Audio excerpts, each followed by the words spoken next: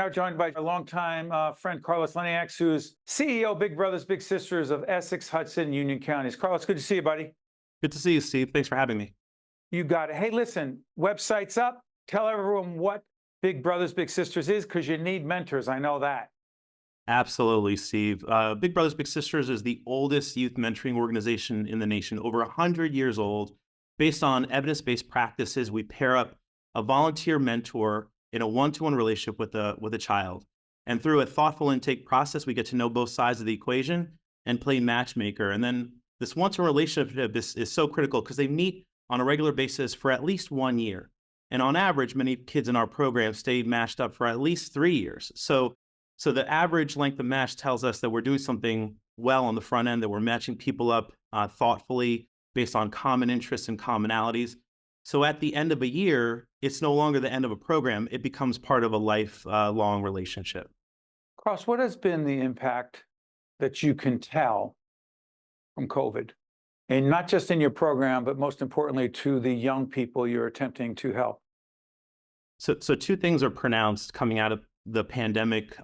More than ever before, we see the depressive elements of our young people extremely challenging. And so what we do is with the specialized eyes of our bigs, they're in tune with our littles. The bigs are the mentors. Sorry, Carlos. That's right. The bigs are the mentors. That's right. Right. With our adult mentors, they have special eyes on the needs of our children. So they see the things that are obvious, but more importantly, they see the things that are not as obvious, the subtle cues that our kids will offer. And coming out of the pandemic, there have been a lot of depressive elements that trusted adults, that volunteer big brother, big sister is able to see. Now our bigs are not therapists, they're not behavioral health, social workers. We make sure that that's clear. But when they see that, they signal it to us as an organization, and then the village is galvanized. We then bring in our staff who are trained in supporting our kids, as well as other more professional services like Jersey City Medical Center, for example, and RWJ Barnabas have been extremely helpful in offering us consistent, caring professionals for their behavioral health strength that they offer our communities. They're there for our families, our kids, and frankly, to support our bigs as well through that journey. So that's a big takeaway coming out of the pandemic. And then secondly, frankly, a big issue is a lack of focus on keeping down the path of attaining your degree, graduating from high school, as well as going off to college. And evidence is piled on. We know what the power towards social mobility is, to have that degree, that university degree, the higher education degree, and the skills and the network that being a college graduate offers kids. And we know that the whole world is in a global economy. People are competing for these jobs. Our kids will be so far left behind if they don't have that degree. And so what we're doing is ensuring that they get the supports to ensure that they get to the right schools of their choice, and that they have the supportive network around them to make it successful. And Carlos, I happen to know that your higher ed experience very significant in your life. Tell folks where you went to school. I born and raised in the public school system in Montclair. I went off to college at Brown University. I'm now on the board of governors of Brown University and got a master's degree at London School of Economics. I'm the first to testify to the power of what wonderful education can do to transform one's life. My mom cleaned houses, was born in a small room apartment in Ecuador. She scrubbed toilets to put food on the table. She worked really hard to keep us at a wonderful public school system that then offered the opportunity for me to go off to an Ivy League college. And then the real blessing was at every turn, the reason why I stayed in school and I graduated and went off to get a master's degree was because I had mentors. At every corner, at every turn in my life, I had someone encouraging me to stay down the right path, even when I thought maybe of going astray. And that's why 16 years ago, when I became CEO, was asked to become CEO of this local chapter based here in Newark, I took a reflection. I was like, who would I not be to pay that forward and to have that be a job, a real profession, frankly, a mission that's been a lot longer than anyone predicted, 16 years and loving it. It's a marathon race, but one that requires regular action to be done person to person every single day.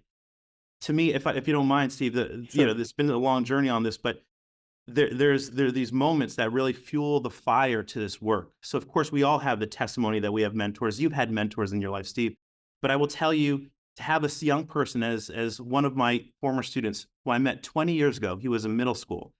I was an administrator of a school in Newark. He came to that school. I knew him. I knew his family. Fast forward, he graduated high school on time, went off to college, is now a union organizer here in Newark. He's fully employed. He's really giving back to his community. And he just signed up a month ago. This was a 20-year relationship. To be a big. I had. Yeah. And now he's a big brother in Newark to a young man in Newark. Talk about paying it forward. To me, my friend, that is the ROI. That's the return on investment. You've mentioned Newark a couple of times. We've been focused on the fact that some of our mutual friends in Newark who are involved in development, economic development, have picked up on the fact, have informed us, and we've been focused on this, that there's a certain location in the heart of Newark, downtown at 550 Broad Street. Someone says, what does that mean, 550 Broad Street? What is going on at 550 and why is it significant, particularly in the world of philanthropy and nonprofits? This is an exciting place to be. This is an exciting time to be in downtown Newark. I'm proud to say that one of my advisory board members and dear friends, Carrie Burson-Levine, was visionary on what to do with a single building and creating an opportunity for kindred spirits, people who care about our community, to be in this building. We were one of the first. Big Brothers Big Sisters was one of the first tenants as she launched into this post-pandemic. And it's across the street from Harriet Tubman Square. There's so much going on.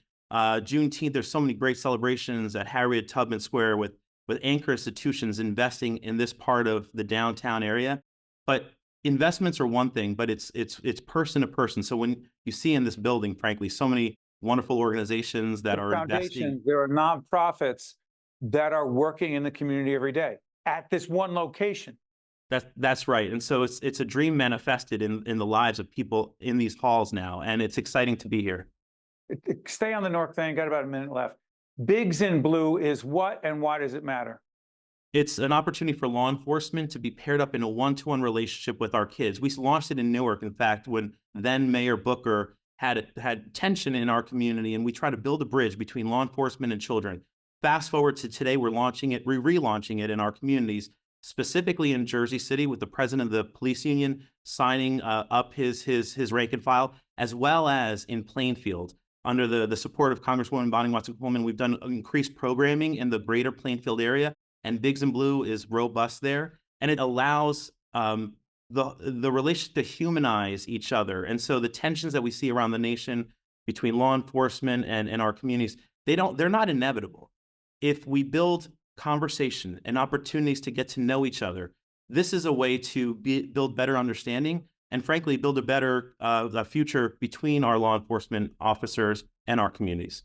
And that's called Bigs in Blue. And this is Carlos Lejnieks, who's the CEO of Big Brothers Big Sisters of Essex, Hudson, and Union Counties. Carlos, all the best. I wish you and your team and the other folks down at 550 all the best doing important work in the community in the city of Newark and the surrounding areas. Thanks, Carlos. Thanks, Steve. I appreciate it. Thank you. You got it. Stay with us. We'll be right back.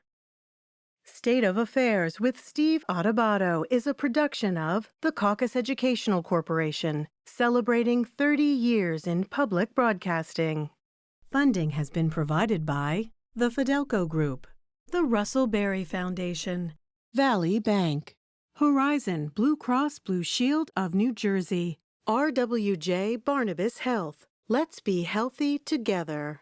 The Northward Center, the Healthcare Foundation of New Jersey, the New Jersey Education Association, and by New Jersey Sharing Network. Promotional support provided by Insider NJ and by NJ Biz. The Northward Center continues to expand their services and outreach in Newark from the childhood years to the golden years, offering programs like preschool, youth leadership development, Casa Israel Adult Medical Day Program, our Family Success Center, as well as a gymnasium. And most recently, Hope House, a permanent home for adults with autism, supporting and nurturing our autism community, with Hope House 2 coming soon. The Northward Center, we're here when you need us.